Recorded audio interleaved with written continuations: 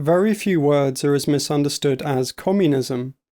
It brings to mind a society in which the state or the collective is everything and the individual is nothing, in which the attempt to make everyone equal only makes the majority equally unfree.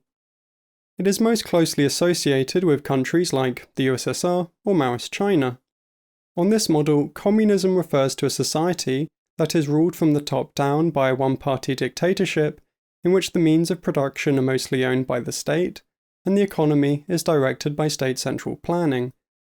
This would have come as a surprise to the rulers of these states. The USSR consistently claimed that it was a socialist society ruled by a communist party, rather than a communist society itself. Such distinctions were ignored by mainstream Western discourse, and the result is that communism has become a synonym for people attempting to create paradise on earth, but instead causing unspeakable horrors. It is often said that communism might be a nice idea, but due to the inherent flaws of human nature, any attempt to introduce it will inevitably lead to famines, prison camps, show trials, mass executions, and ethnic cleansing. This list of nightmares is then placed at the doorstep of Karl Marx, such that he is held personally responsible for the oppression of millions. This is as ludicrous as arguing that Jesus Christ is responsible for the vast numbers of people that have been killed in the name of Christianity. Authors rarely get to choose their fan club, and Marx did not live to see the extent to which people misinterpreted and misused his ideas. His best friend Friedrich Engels once claimed that what is known as Marxism in France is indeed an altogether peculiar product, so much so that Marx once said to Lafargue, "If anything is certain, it is that I myself am not a Marxist." One can only imagine how he would have responded to Stalin. Popular notions of what communism is have very little to do with what Marx and numerous other communists actually thought. In order to assess the merits of communism, it is necessary to understand what it actually means. Such an understanding is of course only one side of the topic. Proposals for social change are only valuable if they work on paper and in practice. My hope is that a better understanding of communism on paper will lead to a more complex understanding of what attempts at communism have been and could be. The idea of communism was not invented by Marx. Other people had advocated various forms of collective ownership for centuries before he was even born, such as the Christian radical Gerard Winstanley in 17th century England. The words communist and communism first appeared during the late 18th century, when they were used by French authors like Restive de Le Breton to refer to an egalitarian society based on the community of goods. The words themselves derive from the French commune, meaning common. This language did not become an everyday expression until it was adopted by radical European social movements during the 1840s. Influential early communists have since largely been forgotten, such as Etienne Cabet, who wrote a novel that described an imaginary society in extreme amounts of detail. This included stipulating such minutiae as the location of cemeteries in town planning, the time of day that people ate meals, and the fact that dog-drawn carts are used to deliver parcels. In 1844, Marx became a communist, and over the course of his life developed a version of communism that was distinct from these earliest forms. Marx, in contrast to authors he labelled utopians, chose to focus his energies on producing social science on various topics, especially how capitalism actually functions. Marx once quoted a book reviewer who charged him with engaging in the critical analysis of the actual facts instead of writing recipes for the cookshops of the future. His collected works do nonetheless contain a series of scattered remarks that can be pieced together into a coherent vision of a new society. This vision is, in turn, interconnected with his analysis and critique of capitalism, since he regarded communism as the fulfillment and extension of possibilities and tendencies that were developed by capitalist society itself. As he wrote in 1843, We do not anticipate the world with our dogmas, but instead attempt to discover the new world through the critique of the old. A year later, he regarded it as a real advance to have gained a goal in the form of the idea of communism. Marx rejected the project of constructing extremely detailed and speculative blueprints, but this did not mean that he was against writing outlines of what life after capitalism could look like.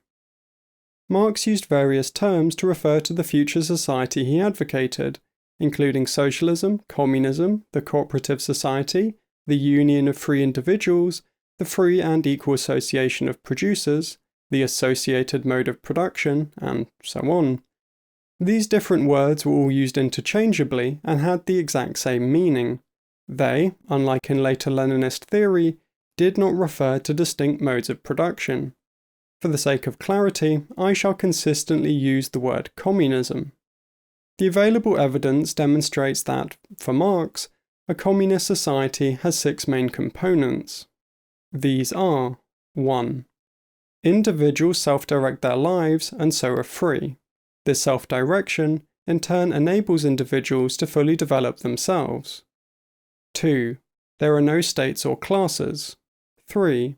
There is collective ownership and control of the means of production and land by the associated producers themselves. 4. There is no money, markets, and commodities. Production and distribution are instead organized by a system of planning that is self-directed by the associated producers themselves. I shall call this participatory planning for short. 5. The economy, especially distribution, is organized according to the principle, from each according to their abilities, to each according to their needs.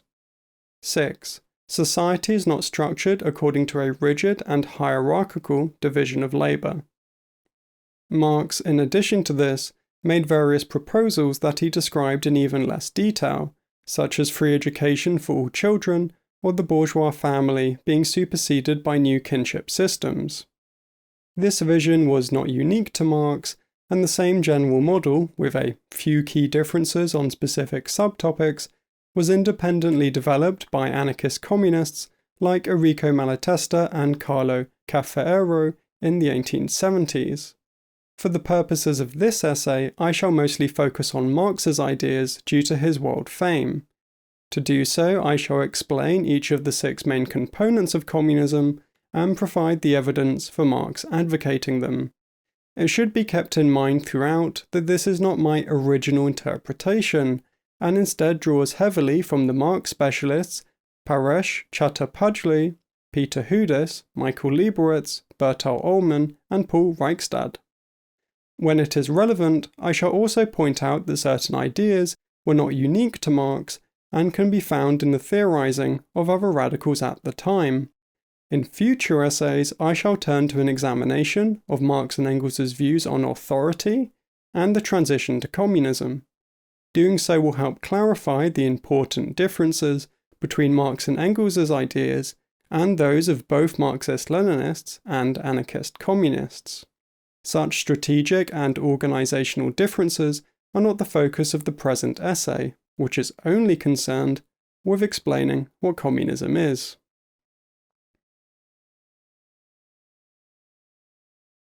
Marx was committed to universal human emancipation from all systems of domination and exploitation.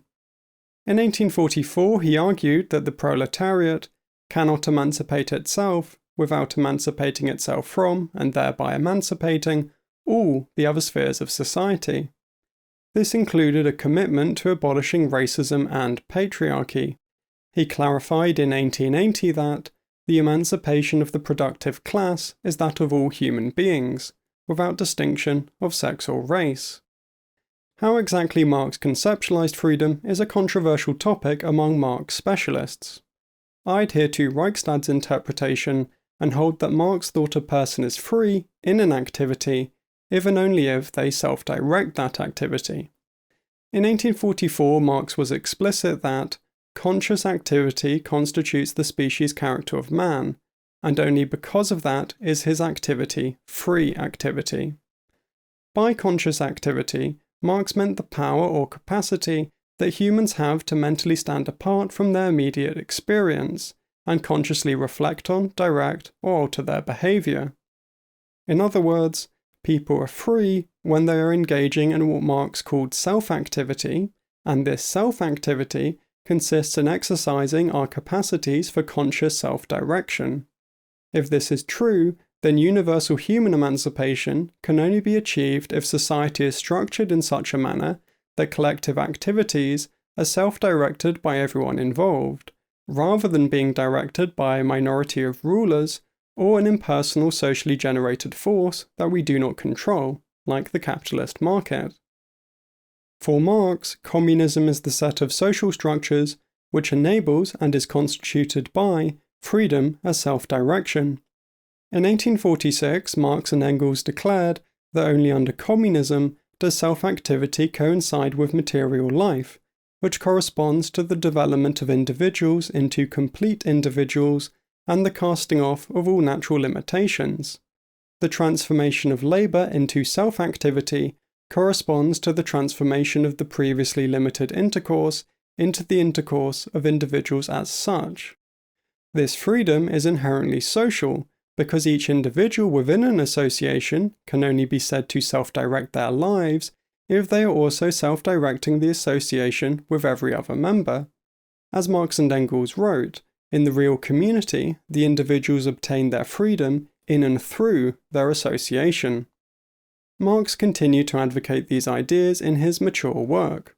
In the Grundrisse, he described communism as a society in which universally developed individuals, whose social relations, as their own communal relations, are hence also subordinated to their own communal control.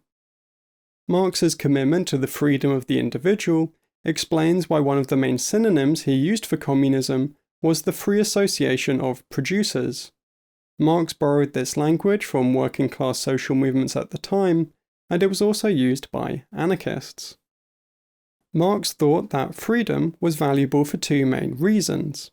Firstly, it has a positive impact on our ability to develop a large number of other capacities and to fully enjoy the exercise of these capacities. A person will become a more creative and enthusiastic artist when they are self-directing their drawing and doing it purely to express themselves, rather than because they have been ordered to draw by their micromanaging parent who is living vicariously through them. Free activity, in short, makes life worth living. Secondly, one of the main capacities that freedom develops is itself, namely the capacity to consciously self-direct. For Marx, this is a uniquely human capacity that distinguishes us from other animals. It is what Marx called our species being. As a result, when we exercise and develop this capacity, we become fully human. These 2 points explain why Marx repeatedly described a communist society as one in which humanity has the real possibility to develop their powers in numerous directions and thereby achieve a higher stage of human development than was previously possible. These ideas can be seen in the 1848 Manifesto of the Communist Party, which described communism as an association in which the free development of each is the condition for the free development of all. In the Grundrisse, Marx wrote of free individuality based on the universal development of individuals. He thought that a society is truly wealthy when each person has the opportunity to achieve the absolute working out of his creative potentialities and the development of all human powers as an end in itself, not as measured on a predetermined yardstick. In Capital Volume 1, he described communism as a society in which the full and free development of every individual forms the ruling principle. Marx was not alone in advocating this. Similar ideas permeated 19th century socialist and communist theory. To take one example, the anarchist collectivist Michael Bakunin also endorsed the fullest human freedom in every direction without the least interference from any sort of domination, and argued that socialism must be based on freely associated labour.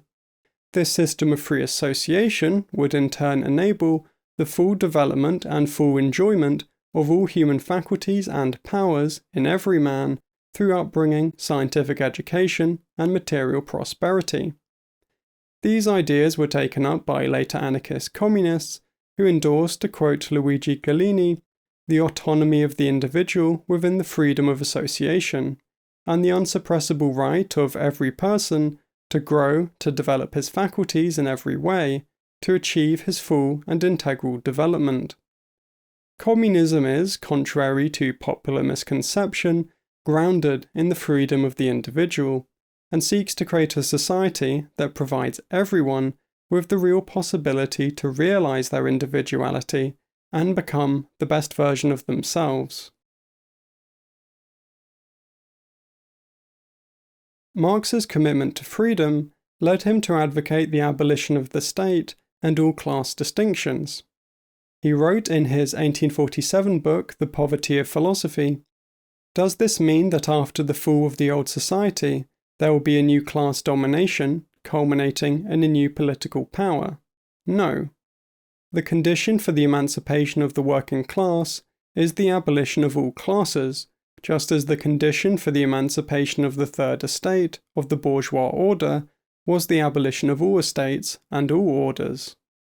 The working class, in the course of its development, will substitute for the old civil society an association which will exclude classes and their antagonism, and there will be no more political power, properly so called, since political power is precisely the official expression of antagonism in civil society." Marx generally defined class in terms of a person's relationship to the means of production and their role in the productive process. Different modes of production are therefore constituted by specific class systems that divide society into oppressor and oppressed, such as the patricians and plebeians of ancient Rome, or the lords and serfs of feudalism.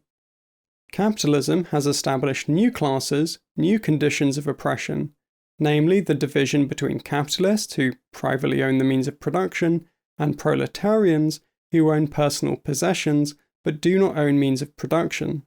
The consequence of this is that proletarians have no choice but to survive by selling their labour power to capitalists in exchange for a wage. Their labour is therefore involuntary and so not free. This lack of freedom is even more apparent during the production process itself. Proletarians do not self-direct their activity and are instead subject to the domination of capitalists and managers who wield the power to order them about. Marx held that this system of oppression is maintained by the violence of the state. Although he never developed a systematic theory of the state, some general points can be gathered from his remarks. He generally described modern states as institutions that a. possess a set of coercive powers, such as the legal system, police and army, and b. exercise these powers to perform the function of reproducing class society in general and serving the interests of the ruling class in particular, such as by enforcing private property rights or crushing working class uprisings. The state is, to quote Marx and Engels, the organized power of one class for oppressing another. As a result, the power of the modern state is merely a device for administering the common affairs of the whole bourgeois class. Importantly, the state not only maintains a system of class oppression, it is also inherently oppressive itself. As Marx explained in the Critique of the Gotha program, freedom consists in transforming the state from an agency superior to society into one thoroughly subordinated to it, and today, too, state forms are more or less free to the extent that they limit the freedom of the state. The achievement of universal human emancipation therefore requires destroying the root out of which class and state oppression grows. Communism achieves this by, as will be explained in more detail shortly, abolishing the private ownership of the means of production and land and replacing it with a system of collective ownership. In such a society, there would no longer be any class divisions, since everyone now has the same basic relationship to the means of production. To quote Marx, there are no distinctions of class because everyone is a worker just like everyone else. That is to say, everyone who engages in labour is a producer, and there are no other classes who dominate and exploit the producers. The consequence of this is that the state lacks an economic foundation that enables it to persist over time. In a classless society, there are no classes a state can rule over or be wielded against, nor are there any economic relations, such as slavery or capitalism, that require a state to be forcibly maintained. As a result, the state will cease to exist, and the rulership of persons will be replaced by the administration of things and the collective self-direction of the production process. The long-term goal of a stateless, classless society was also advocated by other socialists and communists that Marx was familiar with, including Blanqui, Proudhon, and Bakunin. This point of agreement was also acknowledged by later anarchists like Luigi Fabbri and Camillo Berneri. Marx and anarchists nonetheless argued with one another about how to achieve this goal. Marx insisted that the working class must establish a workers' state and collectively wield its power to reorganize society, such as using it to expropriate the capitalist class. Once this has happened and a classless society has been achieved, the state will wither away. Anarchists replied that the working class must simultaneously abolish capitalism in the state and replace it with their own organs of self-management and armed self-defense, workplace and community associations, and workers' militias. The specifics of this debate, including Marx's views on state ownership during the transition to a communist society, will be discussed in a separate essay. Marx's alternative to the state and classes was, as I've already demonstrated, the free association of producers. He thought this association should be characterized by a specific set of relations of production and distribution. These social relations are what make the association communist. The first of these is the collective ownership and control of the means of production and land by the associated producers themselves, rather than by a separate institution that rules over them. In Capital Volume 1, he referred to communism as an association of free men working with the means of production held in common and expending their many different forms of labour power in full self-awareness as one single social labour force. He likewise wrote in his 1875 Critique of the Gotha Programme that under communism, the material conditions for production are the cooperative property of the workers themselves. In Capital Volume 3, he explicitly claimed that this also applied to the land. He insisted that, from the standpoint of a higher socio-economic formation, the private property of particular individuals in the earth will appear just as absurd as the private property of one man in other men. Even an entire society, a nation, or all simultaneously existing societies taken together, are not the owners of the earth. They are simply its possessors, its beneficiaries, and have to bequeath it in an improved state to succeeding generations. He later endorsed a conscious and rational treatment of the land as permanent communal property, as the inalienable condition for the existence and reproduction of the chain of human generations. The idea that private property should be abolished is often misunderstood as the claim that no individual should own any possessions at all, such that, say, a person's shoes or toothbrush are owned by the collective. Marx, alongside socialists and communists in general, did not advocate this. He and Engels wrote in the Manifesto of the Communist Party that under communism, personal property can no longer be turned into bourgeois property, such that communism deprives no one of the power to appropriate products in society. It merely removes the power to subjugate the labour of others through this appropriation.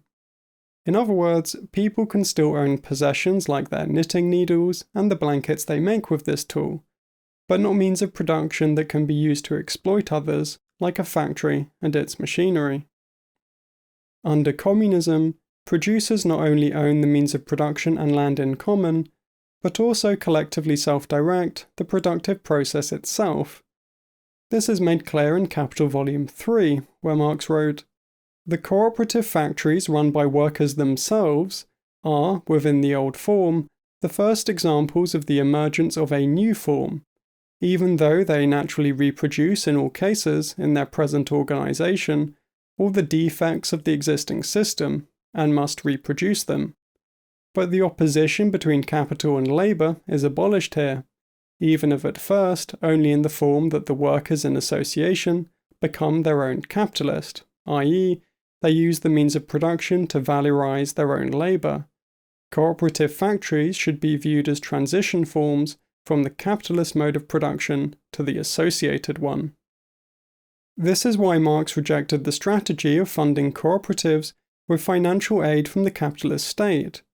Doing so ignored that present-day cooperative societies are only of value if they are independent creations of the workers, and not creatures of the government or bourgeoisie.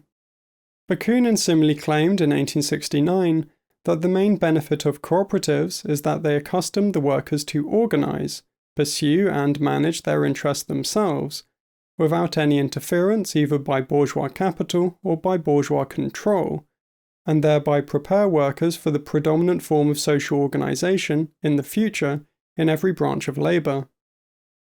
Marx's commitment to collective ownership and control was grounded in his views on freedom as self-direction. Marx and Engels wrote in 1846 that things have now come to such a pass that the individuals must appropriate the existing totality of productive forces not only to achieve self-activity, but also merely to safeguard their very existence. In the appropriation by the proletarians, a mass of instruments of production must be made subject to each individual and property to all. Modern universal intercourse cannot be controlled by individuals unless it is controlled by all. This position was repeated by Marx in 1880 when he wrote that the producers cannot be free unless they are in possession of the means of production. Marx described communism as a society without money, markets, and commodities. In the Grundrisse he wrote that there is nothing more erroneous and absurd than to postulate the control by the united individuals of their total production on the basis of exchange value, of money.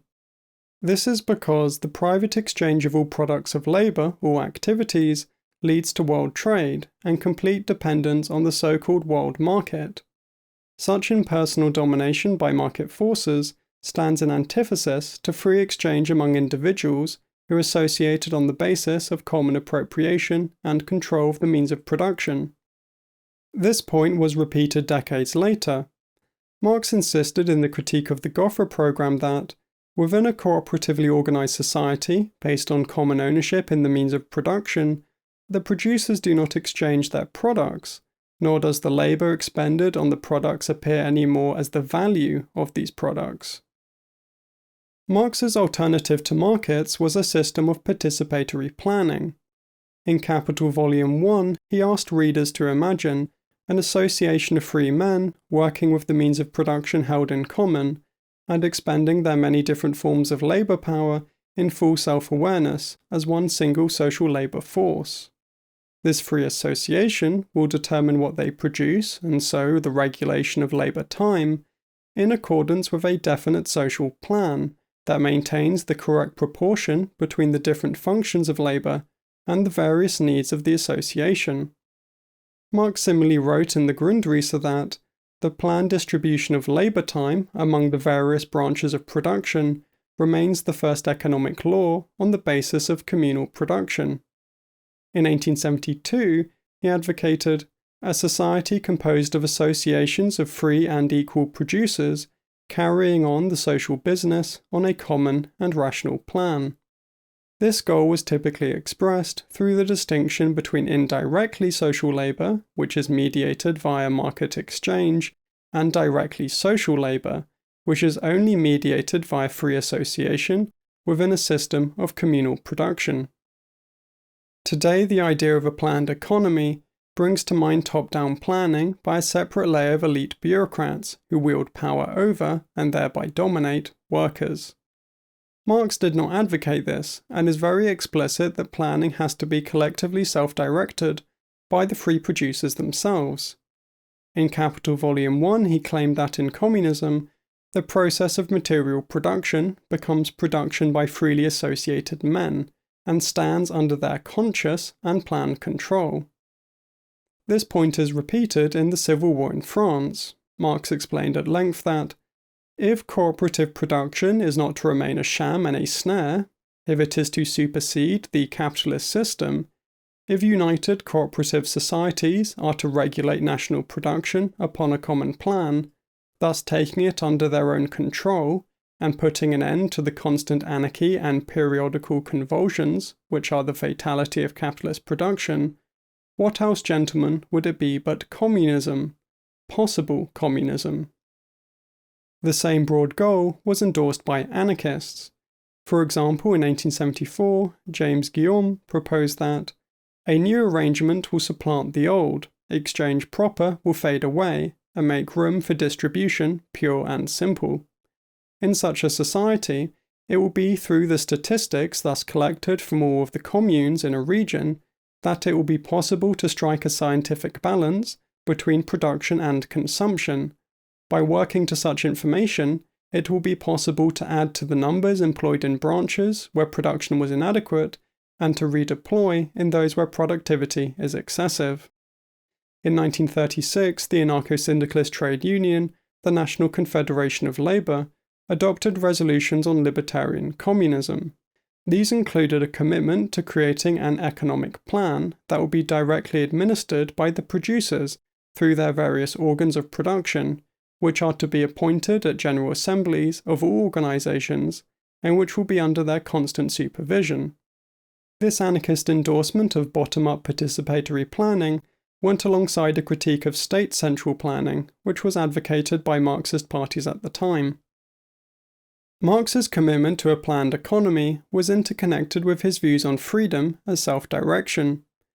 He thought that individuals can only be free when they self-direct the economy and so are not subject to domination by rulers or market forces.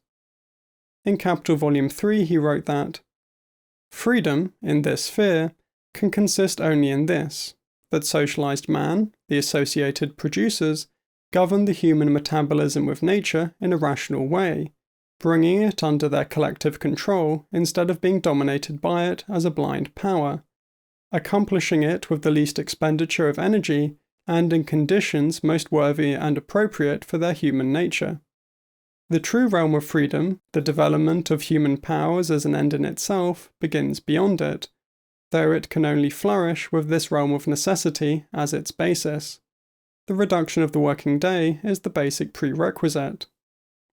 In this passage, Marx argued that the collective control of the economy by the associated producers themselves is a necessary but insufficient condition for true freedom. This is because, although producers are no longer subject to domination by rulers or market forces, their self-direction is still thwarted by necessity. By this, Marx meant the fact that people are still compelled to labour a certain number of hours a day in order to produce the goods and services necessary for human existence and a good standard of life, such as food, clothing, and shelter. This, in turn, limits our ability to fully self-direct our lives, because there are certain activities we just have to engage in, and doing so uses up time and energy that we might want to spend elsewhere. The utilization of modern technology within a planned economy enables a sufficient number of goods to be produced with less toil. It also ensures that people are engaging in labour that actually has to be done, and so are using their time more efficiently, rather than engaging in ultimately pointless tasks that a person only does under capitalism because it pays the bills, such as corporate public relations and advertising. The result is that communist planning pushes back the realm of necessity and expands the realm of freedom, in which people are truly free to decide how they will spend their finite existence.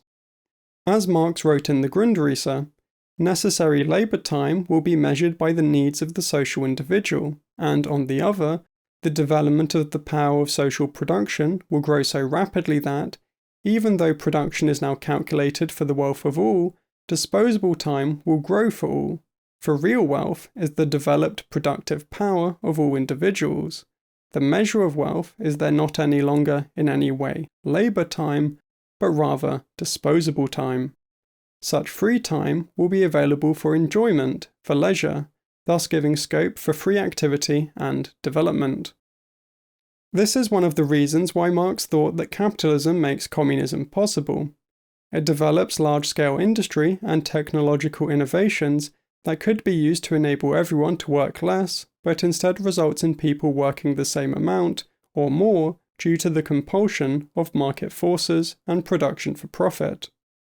When producers utilize this machinery under communist relations of production, they are able to realize the emancipatory potential that was always inherent within it.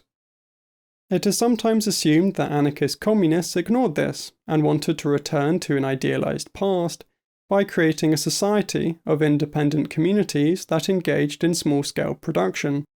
This is false. Firstly, the majority of anarchist communists advocated federations, which were formal organizations that united producer associations together at a local, regional, national, and international level, and thereby enabled them to form agreements and coordinate their economic activities at whatever scale they deemed necessary. Secondly, anarchist communists endorsed modern technology and did not want to return to an idealized past. In 1899, Kropotkin claimed that it would be a great mistake to imagine that industry ought to return to its handwork stage. He instead argued that people should use the machinery already invented and to be invented in order to reduce the time which is necessary for producing wealth to any desired amount, so as to leave to everyone as much leisure as he or she may ask for. This could not be achieved by the work of the isolated individual or independent families. It required associated labour and the planned out and combined action of human groups. Thirdly, anarchist communists envisioned a society in which small and large-scale production coexisted and were integrated with one another. Kropotkin concluded from his exhaustive analysis of 19th century economic conditions that communities should combine the agricultural labour of farming with the industrial labour of small workshops and small factories. He wrote, "Have the factory and the workshop at the gates of your fields and gardens, and create the countless variety of workshops and factories which are required to satisfy the infinite diversity of tastes among civilized men." Kropotkin nonetheless did not think that these small industries, which used modern technology to produce at scale, were sufficient for all purposes. He was aware that certain goods can only be produced by huge groups of people using large means of production. He wrote, "If we analyze the modern industries, we soon discover that for some of them, the cooperation of hundreds or even thousands of workers gathered at the same spot is really necessary. The great ironworks and mining enterprises decidedly belong to that category. Oceanic steamers cannot be built in village factories." He therefore also understood the necessity of large establishments, which he thought should be placed outside of the agricultural industrial communities at certain spots indicated by nature. Similar remarks were made by other anarchist communists. For example, Luigi Fabbri wrote in 1921 that, "When the type of work or surface to be performed requires it, when it is possible without greater inconvenience than utility, depending on the environment and circumstances, we too admit large factories, large workshops, large farms. We too think that production should be placed on as wide a foot as possible. Nor do we have any phobia for big industry itself, and where its experiences and methods of production can be used for the good of all, it would be foolish not to do so. The aberration consists in holding that only the mode of production of large industry is effective, and that small companies are condemned to perish for an alleged crime of incapacity. Everyone knows that there are kinds of work and production that are actually done better in large workshops, others that are better suited to small-scale manufacturing, and still others that are done as well in small as in large." A central component of the communist planned economy is the distribution of the products of collective labour. In the Critique of the Gotha program, Marx spelled out two systems of distribution, which are both alternatives to money, that would exist during different phases of communism. In the lower phase of communist society, which refers to communism just as it emerges from capitalist society, goods are distributed according to the actual amount of time that people labour and/or the intensity of this labour. Marx wrote that each producer gets from society a receipt that he has contributed such and such an amount of labour, after a deduction of labour for common reserves, and withdraws from society's stores of the means of consumption an equal amount costed in labour terms. Marx was also aware that not every adult is capable of engaging in labour, such as the elderly and some disabled people. He thought that, in all social modes of production, there is the amount of labour that those capable of work must always perform for those members of society not yet capable or no longer capable of working. As a result, he proposed that a portion of the products of collective labour should go towards resources for those incapable of work. This would occur in parallel to the creation and expansion of a vast array of free public services, dedicated to the collective satisfaction of needs, like schools, health services, etc. This is called a system of labour vouchers and was a common socialist idea at the time. Marx's version of labour vouchers should not be viewed as a simple rebranding of money.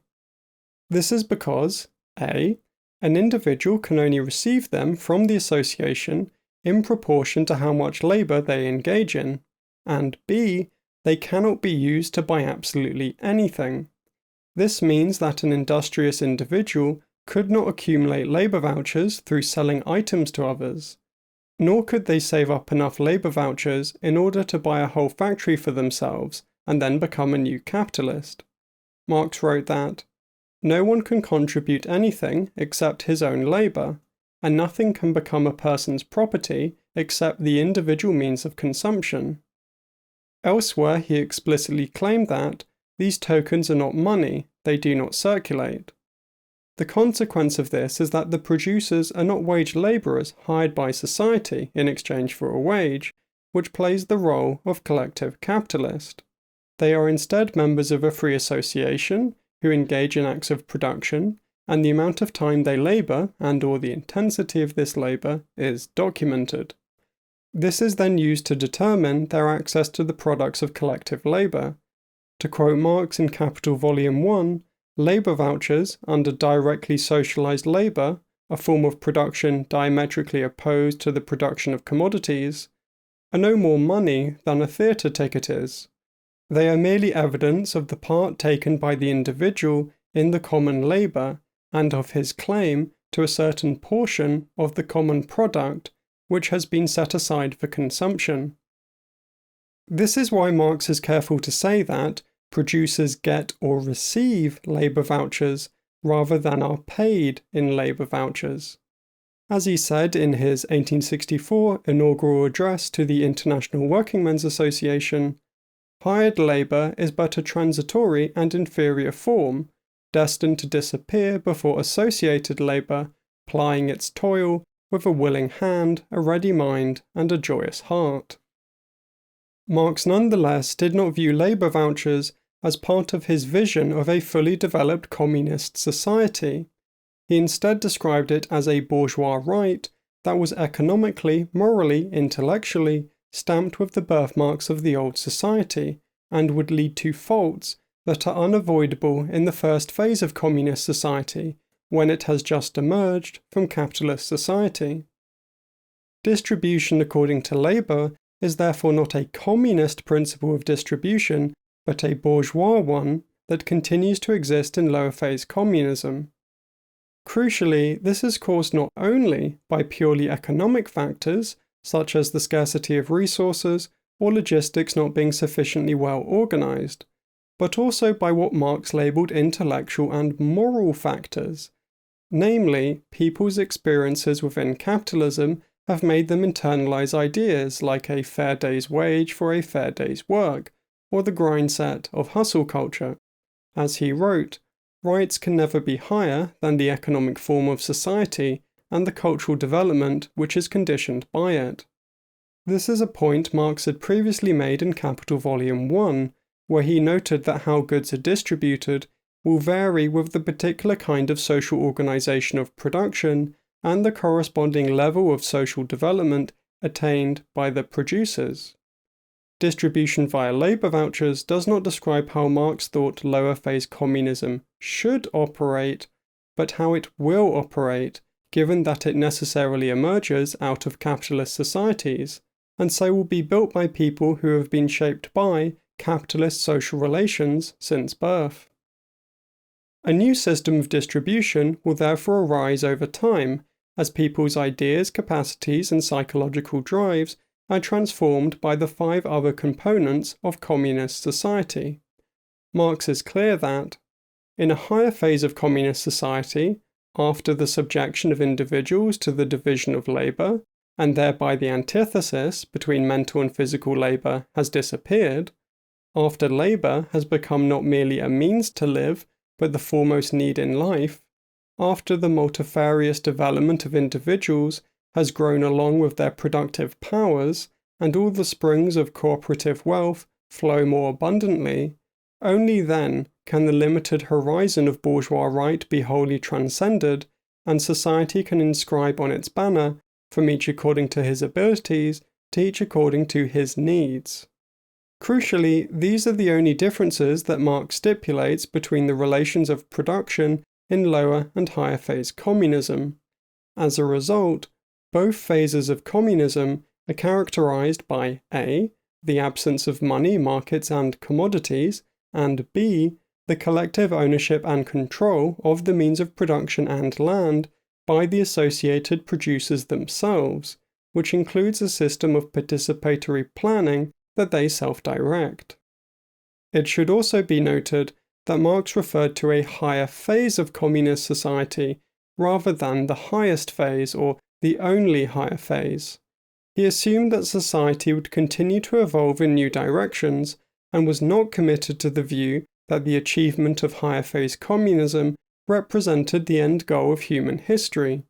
In 1844, he referred to communism as a real phase necessary for the next period of historical development in the emancipation and recovery of mankind. Communism is the necessary form and the dynamic principle of the immediate future. But communism is not as such the goal of human development, the form of human society. He later claimed in the Grundrisse that people living under communism will engage in a never-ending process of self-transformation.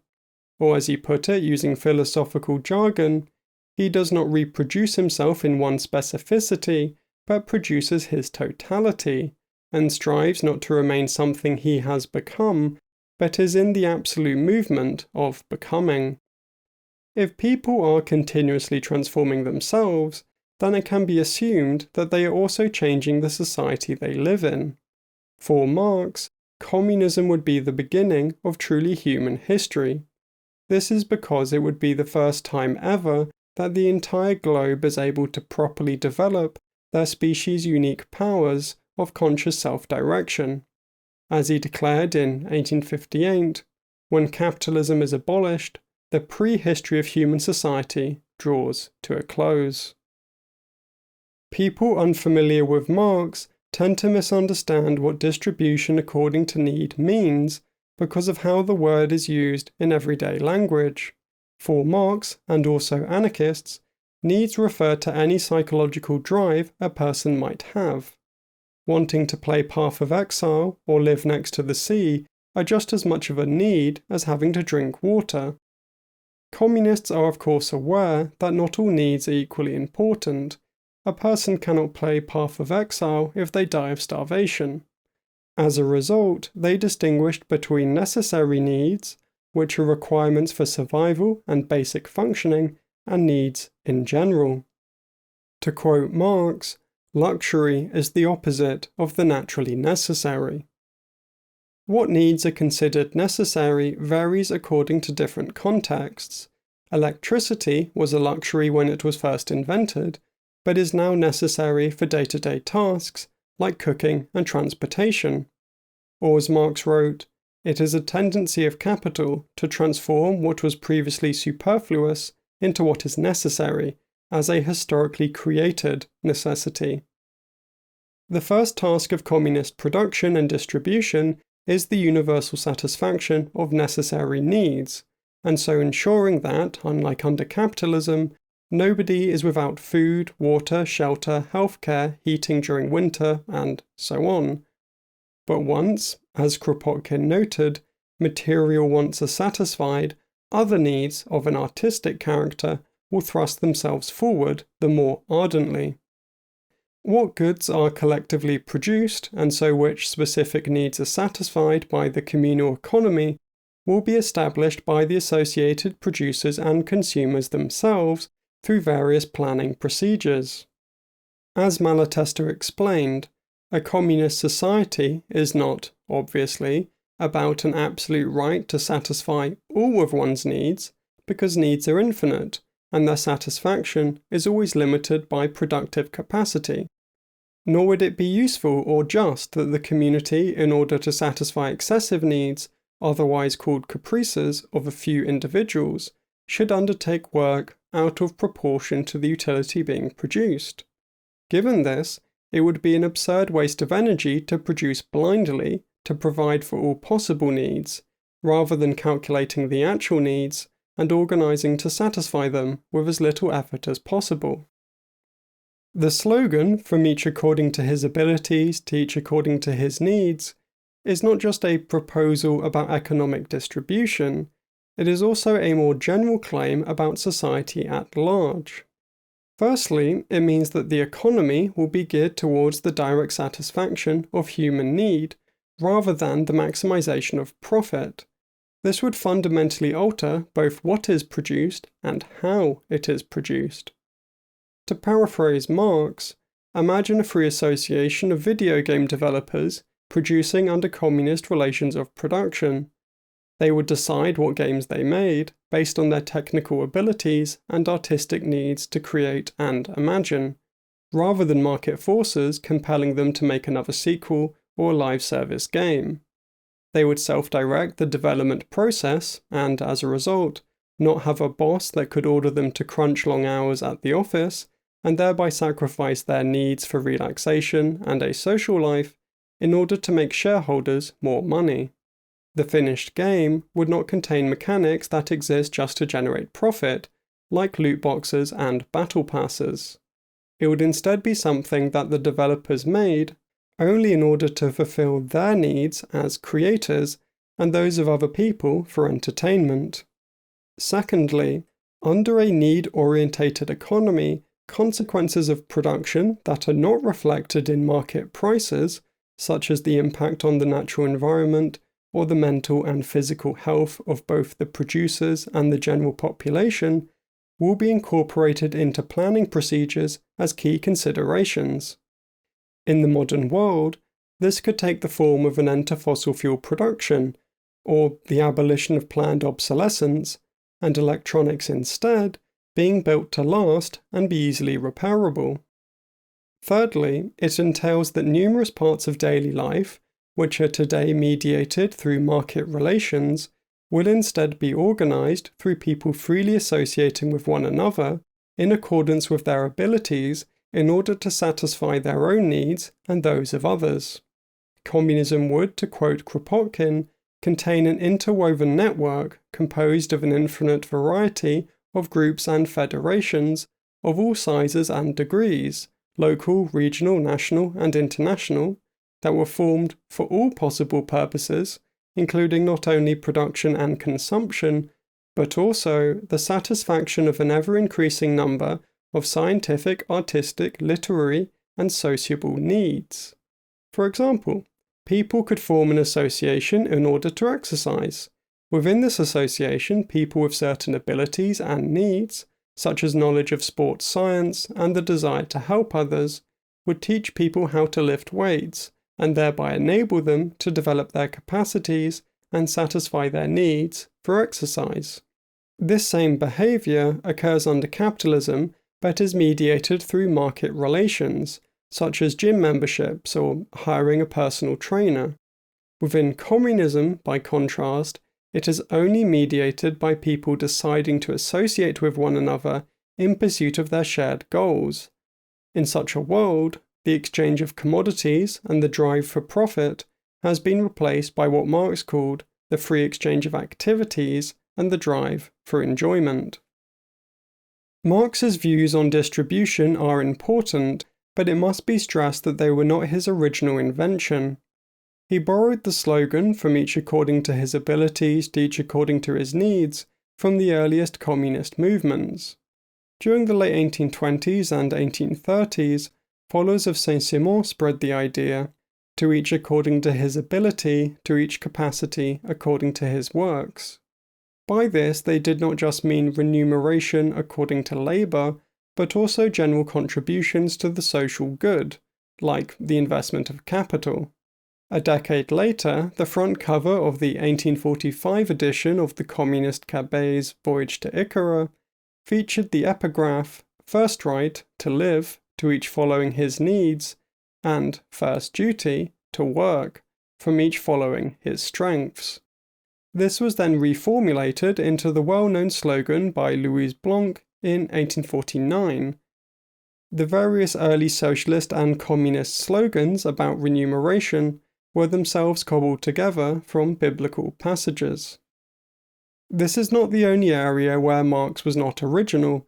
A similar proposal to his distinction between lower and higher phase communism had previously been made by the anarchist collectivist James Guillaume in 1864.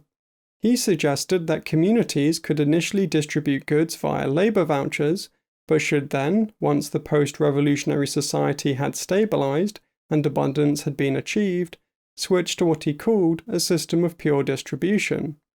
In so doing, they would establish the principle, "from each according to ability, to each according to needs."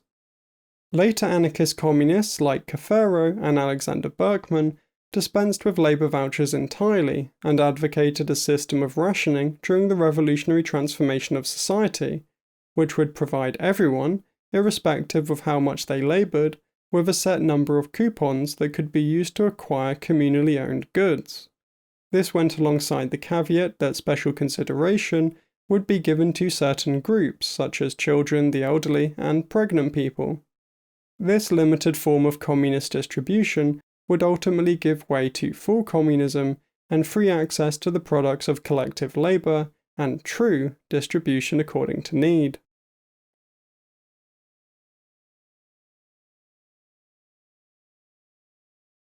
One of Marx's main critiques of class societies is that they are based on a rigid and hierarchical division of labour.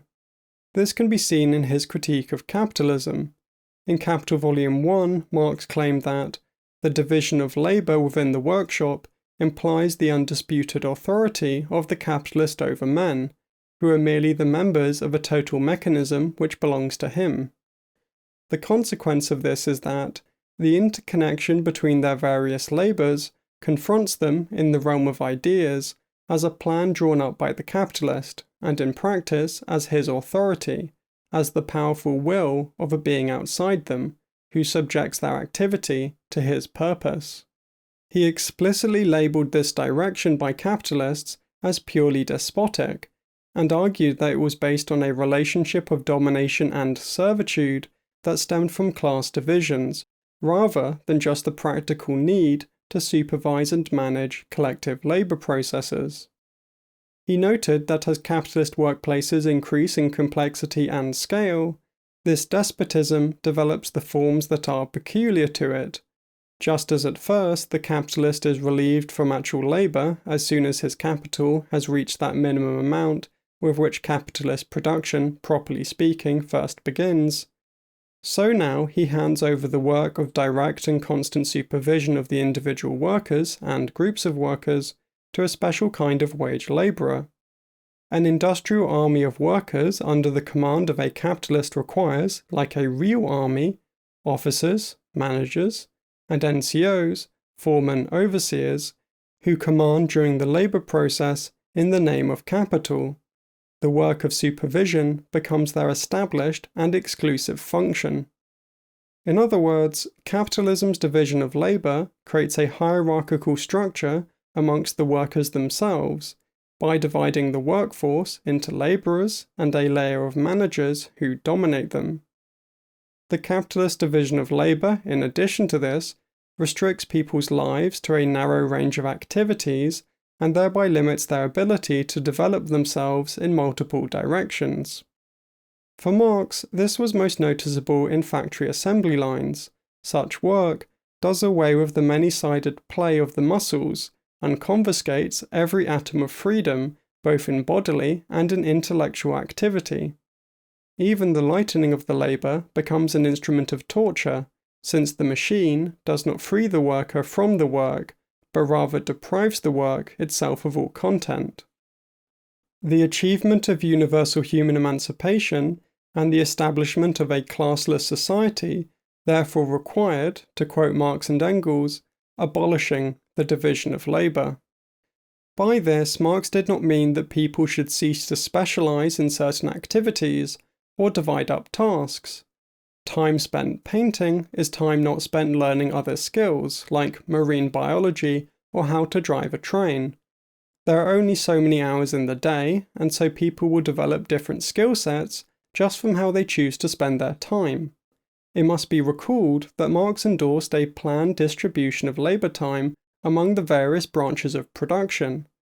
It is not possible for such a distribution to occur if there is no division of labour in the literal sense of tasks being divided up.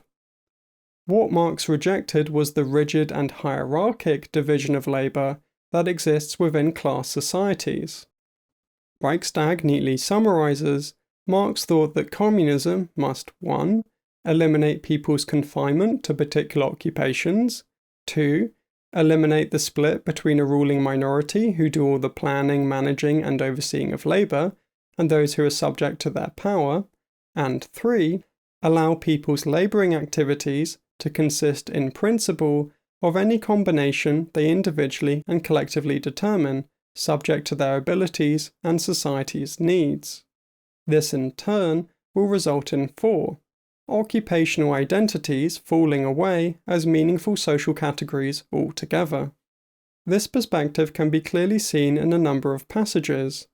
Marx and Engels wrote in 1846 that, "As long therefore as activity is not voluntarily but naturally divided, man's own deed becomes an alien power opposed to him, which enslaves him instead of being controlled by him. For as soon as the division of labour comes into being, each man has a particular exclusive sphere of activity, which is forced upon him and from which he cannot escape. He is a hunter, a fisherman, a shepherd, or a critical critic, and must remain so if he does not want to lose his means of livelihood. Whereas in communist society, where nobody has one exclusive sphere of activity, but each can become accomplished in any branch he wishes, society regulates the general production and thus makes it possible for me to do one thing today and another tomorrow, to hunt in the morning, fish in the afternoon, rear cattle in the evening, criticize after dinner, just as I have in mind, without ever becoming hunter, fisherman, shepherd, or critic." Decades later, Marx claimed in Capital Volume 1 that this possibility of varying labour must become a general law of social production, and the existing relations must be adapted to permit its realization in practice. That monstrosity, the disposable working population held in reserve, in misery, for the changing requirements of capitalist exploitation, must be replaced by the individual man, who is absolutely available for the different kinds of labour required of him. The partially developed individual, who is merely the bearer of one specialized social function, must be replaced by the totally developed individual, for whom the different social functions are different modes of activity he takes up in turn. Similar remarks were made by anarchist communists. To take one example, Kropotkin thought that the greatest sum total of well-being can be obtained when a variety of agricultural, industrial, and intellectual pursuits are combined in each community, and that man shows his best when he is in a position to apply his usually varied capacities to several pursuits in the farm, the workshop, the factory, the study, or the studio, instead of being riveted for life to one of these pursuits only. Although a temporary division of functions remains the surest guarantee of success in each separate undertaking, the permanent division is doomed to disappear. The picture of communism that has emerged in this essay is very different from how it is typically described. Marx was not the advocate of totalitarianism that he is sometimes assumed to be. He instead wanted to help create a society that was built on a foundation of freedom, understood as individual and collective self-direction, individuality, and human development. This led him to envision a world without rulers and ruled, masters and subjects, a world in which all the systems of domination he witnessed, including classes, states, patriarchy, racism, and markets, had been abolished.